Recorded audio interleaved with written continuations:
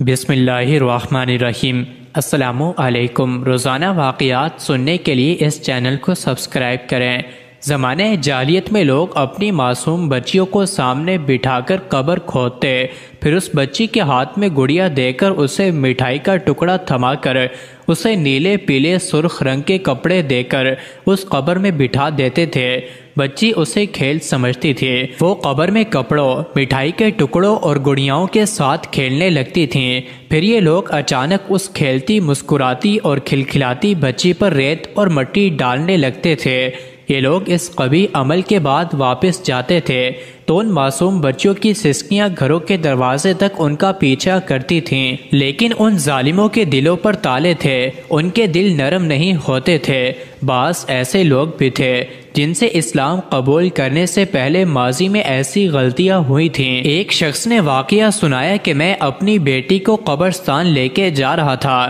بچی نے میری انگلی پکڑ رکھی تھی۔ وہ باپ کے لمس کی وجہ سے خوش تھی۔ وہ سارا راستہ اپنی توتلی زبان میں مجھ سے باتیں کرتی رہی۔ وہ مجھ سے فرمائشیں بھی کرتی رہی اور میں سارا راستہ اسے اور اس کی فرمائشوں کو بہلاتا رہا۔ پھر میں اسے لے کر قبرستان پہنچا۔ میں نے اس کے لیے قبر کی جگہ منتخب کی۔ میں نیچے زمین پر بیٹھا اور اپنے ہاتھوں سے ریت اٹھانے لگا۔ میری بیٹی نے مجھے کام کرتے دیکھا، وہ بھی اپنے ننھے ہاتھوں سے مٹی کھودنے لگے۔ ہم دونوں باپ بیٹی ریت کھودتے رہے۔ میں نے اس دن صاف کپڑے پہن رکھے تھے۔ ریت کھودنے کے دوران میرے کپڑوں پر مٹی لگ گئی۔ میری بیٹی نے کپڑوں پر مٹی دیکھی تو اس نے اپنے ہاتھ جھاڑے، اپنے ہاتھ اپنی قمیص کے ساتھ صاف کیے اور میری قمیص سے ریت جھاڑنے لگی۔ قبر تیار ہوئی تو میں نے اسے قبر میں بٹھایا اور اس پر مٹی ڈالنا شروع کر دی۔ وہ بھی اپنے ننھے ہاتھوں سے اپنے اوپر مٹی ڈالنے لگی۔ وہ مٹی ڈالتی جاتی تھی اور قہقہا لگاتی جاتی تھی اور مجھ سے فرمائشیں کرتی جاتی تھی، لیکن میں دل ہی دل میں اپنے جھوٹے خداؤں سے دعا کر رہا تھا کہ تم میری بیٹی کی قربانی قبول کر لو اور مجھے اگلے سال بیٹا دے دینا۔